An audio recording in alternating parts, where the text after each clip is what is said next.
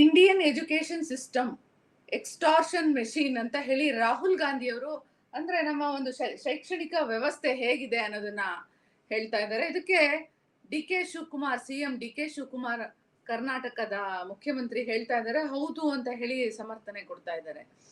ಮತ್ತೆ ಅವರು ಈ ರೀತಿ ಸಮರ್ಥನೆ ಕೊಡ್ತಾ ಇದ್ದಾರೆ ಅಂದ್ರೆ ಭೂತದ ಬಾಯಲ್ಲಿ ಭಗವದ್ಗೀತೆ ಅಂತ ಹೇಳ್ತಾರಲ್ಲ, ಆ ರೀತಿ ಅನಿಸ್ತಾ ಇದೆ ನನಗೆ ಮಾತಾಡ್ತಾ ಇರೋದು. ಯಾಕಂದ್ರೆ ಅವರು ಆ ಈ ಸುಲಿಗೆ ಶೈಕ್ಷಣಿಕ ಸುಲಿಗೆಯನ್ನ ಅವರು ಪ್ರೈವೇಟ್ ಸಂಸ್ಥೆಗಳು ಮಾಡ್ಕೊಂಡಿದ್ರಲ್ಲ, ಎಲ್ಲ ರಾಜಕಾರಣಿಗಳು ಡಿ ಕೆ ಶಿವಕುಮಾರ್ ಒಳಗೊಂಡಂತೆ ಅವರೆಲ್ಲ ಮಾಡ್ತಾ ಇರೋದೇ ಸುಲಿಗೆ. ಅದಕ್ಕೋಸ್ಕರ ಅವರು ನಮ್ಮ ಸರ್ಕಾರಿ ಶಾಲೆಗಳನ್ನ ಮುಚ್ಚಿಸ್ತಾ ಇದ್ದಾರೆ.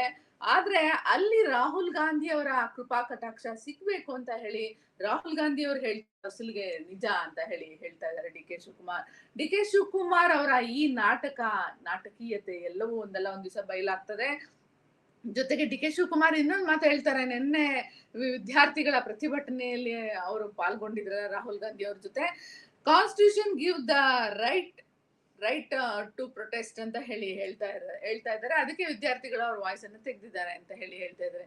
ಕಾನ್ಸ್ಟಿಟ್ಯೂಷನ್ ರೈಟ್ ಟು ಪ್ರೊಟೆಸ್ಟ್ ಅಂತ ಕೊಟ್ಟ ಮೇಲೆ ನೀವು ಫ್ರೀಡಂ ಪಾರ್ಕ್ ಅಲ್ಲಿ 2 ಕಡೆ ಗೇಟ್ ಹಾಕಿ ಜೈಲ್ ಮಾಡಿದಾರಲ್ಲ, ಅದ್ಯಾವುದು? ಅಲ್ಲಿ ರೈಟ್ ಟು ಪ್ರೊಟೆಸ್ಟ್ ಆಕ್ಟ್ ಅನ್ವಯ ಆಗಲ್ವಾ?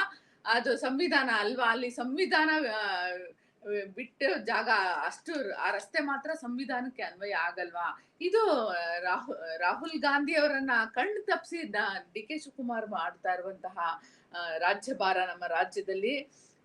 ಸ್ಟೂಡೆಂಟು ಕೇಳ್ತಾ ಇದ್ದಾರೆ ನಮ್ಗೆ ಜಸ್ಟಿಸ್ ಕೊಡಿ ಈ ಅಂತ ಹೇಳಿ, ಏನು ನೀಟ್ ಎಕ್ಸಾಮ್ ಅಲ್ಲಿ ಅನ್ಯಾಯ ಆಗಿರೋದ್ರ ಬಗ್ಗೆ ಹೇಳ್ತಿದ್ದಾರೆ ಅಂತ ಡಿ ಕೆ ಶಿವಕುಮಾರ್ ಹೇಳ್ತಾರೆ. ನಮ್ಮ ರಾಜ್ಯದಲ್ಲೂ AIDSO ಇಂದ ಒಂದು ಎಷ್ಟು ಸಹಿ ಸಂಗ್ರಹ ಆಗಿದೆ. ಕಳೆದ ಎಷ್ಟೋ ವರ್ಷದಿಂದ, ಒಂದ್ 2-3 ವರ್ಷದಿಂದ ವಿದ್ಯಾರ್ಥಿಗಳು ಶಾಲೆಗಳನ್ನ ಮುಚ್ಚಬೇಡಿ, ಬೀದರಿಂದ ಚಾಮರಾಜನಗರದವರೆಗೆ ಶಾಲೆಗಳನ್ನ ಮುಚ್ಚಬೇಡಿ ಅಂತ ಬೇಡ್ಕೋತಾ ಇದ್ದಾರೆ. ಆದ್ರೆ ನೀವು ಅಲ್ಲಿ ಯಾಕೆ ಜಸ್ಟಿಸ್ ಕೊಟ್ಟಿಲ್ಲ ಡಿ ಕೆ ಶಿವಕುಮಾರ್? ನಿಮ್ಗೊಂದು ರೂಲ್ಸು, ಮೋದಿಗೊಂದು ರೂಲ್ಸ್. ನೀವು ಕಾಂಗ್ರೆಸ್ ಅಲ್ಲಿ ಇದ್ದೀರಾ, ಮೋದಿ ಅವ್ರ ತರನೇ ನಡ್ಕೊಳ್ತಾ ಇದ್ದೀರಾ. ನೀವು ಕಾಂಗ್ರೆಸ್ ಅಲ್ಲಿ ಇದ್ದು ಗಾಂಧಿ ಅವ್ರ ತರ ನಡ್ಕೊಳ್ತಾ ಇಲ್ಲ, ನೀವು ಮೋದಿ ಅವ್ರ ತರ ನಡ್ಕೊಳ್ತಾ ಇದ್ದೀರಾ. ಇದಲ್ಲದೆ ಡಿ ಕೆ ಶಿವಕುಮಾರ್ ಅವ್ರಿಗೆ ಇತ್ತೀಚೆಗೆ ಕಣ್ಣು ಬಿದ್ದಿರೋದು ಅಂದ್ರೆ ಯೂನಿವರ್ಸಿಟಿ ಲ್ಯಾಂಡ್ ಗಳ ಮೇಲೆ. ಯೂನಿವರ್ಸಿಟಿ ಲ್ಯಾಂಡ್ ಅಲ್ಲಿ ಅದು ಮಾಡ್ತೀನಿ, ಯೂನಿವರ್ಸಿಟಿ ಲ್ಯಾಂಡ್ ಅಲ್ಲಿ ನೀವು ಏನೇನು ಮಾಡಕ್ ಬರಲ್ಲ, ಎಜುಕೇಶನ್ ಮಾತ್ರ ಮಾಡ್ಬೇಕು. ನೀವು ಯೂನಿವರ್ಸಿಟಿ ಲ್ಯಾಂಡ್ ಮುಟ್ಟಿದ್ರೆ ರಾಹುಲ್ ಗಾಂಧಿಯನ್ನ ಕರ್ಕೊಂಡ್ ಬಂದು ಅಲ್ಲಿ ತೋರಿಸ್ತೀವಿ. ಯೂನಿವರ್ಸಿಟಿ ಲ್ಯಾಂಡ್ ವಿಷಯಕ್ಕೆ ಹೋಗ್ಬೇಡಿ.